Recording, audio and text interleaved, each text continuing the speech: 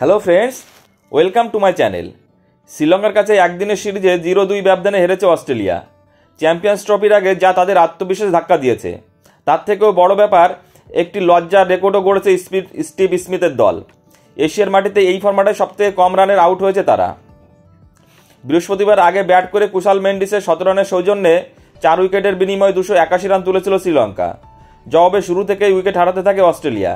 107 রানে all out হয়ে যায় তারা। 4টি উইকেট নেন দুনিত ওয়েলেলাগার, 3টি করে উইকেট আশিতা ফার্নান্ডোজ ও ওয়েনেন্দু হাসারাঙ্গার। 25 ওভারও টেকেনি অস্ট্রেলিয়ার ইনিংস। 107 রানেই এশিয়ার মাটিতে অস্ট্রেলিয়ার সবথেকে কম রানের ইনিংস। এর আগে 1985 সালে শারজায় ভারতের বিরুদ্ধে 139 রানেই ছিল তাদের সর্বনিম্ন রানের ইনিংস। অবশ্য এই অস্ট্রেলিয়া দল ভাঙাচোরা, চোট আঘাতে বিপর্যস্ত। উল্টো দিকে থাকা শ্রীলঙ্কা নেমেছিল পুরো শক্তির দল নিয়ে, সেটাই পার্থক্য হয়ে গিয়েছে। ম্যাচের পর ওসি অধিনায়ক স্মিথ বলেন, শেষ দুটো ম্যাচে ওদের সামনে আমরা দাঁড়াতেই পারিনি, তবে শিক্ষা নিয়ে এগিয়ে যেতে হবে। শ্রীলঙ্কার কৃতিত্ব প্রাপ্য, ওরা এই পিচে অনেক ভালো খেলেছে, ওদের বোলাররা অসাধারণ বল করেছে। টেস্টে যে পিচে খেলেছিলাম তার থেকে এই পিচের বল পড়ে অনেক পিছিয়ে এসছে।